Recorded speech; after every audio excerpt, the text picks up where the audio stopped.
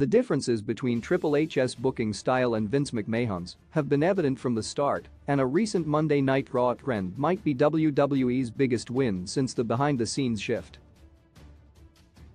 There were always going to be changes in terms of who the game wanted to feature prominently on television.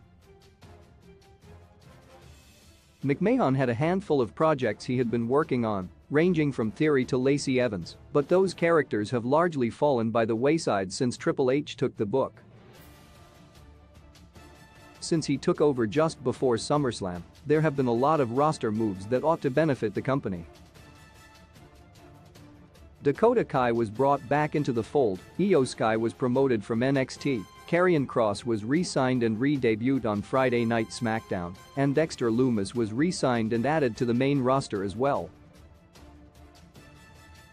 There are also rumblings that WWE could be looking to bring Wyndham Rotunda, aka Bray Wyatt, back to the company, and reports indicate that Triple H isn't done adding talent yet.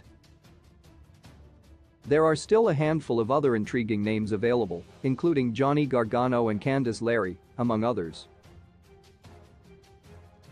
Both of those performers were standbys for Triple H while in NXT, and the King of Kings has already shown a willingness to tap into that well of talent and familiarity. These changes have led to some of the most exciting episodes of Raw and SmackDown in recent memory. Even Tony Khan has admitted to being able to tell the difference. The August 8 episode of Raw was strung together effortlessly, leading to a show that felt free-flowing the entire time.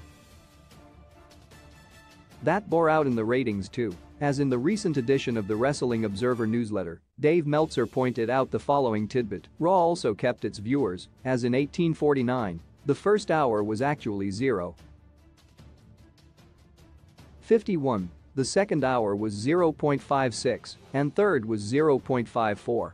The third hour beating the first is a rarity. Triple H's subtle storytelling techniques are being rewarded. Any fan who watched Triple H's NXT version knows he loves to utilize backstage segments to progress storylines, especially in parking lots. That fact is so well known that it's become a meme. While the observation is funny, there's no denying that the August 8 episode of Raw was entertaining and easy to watch. That hasn't been the case for the Red brand often over the last several years, as an aging Vince McMahon continued to run back old storylines while refusing to push new stars.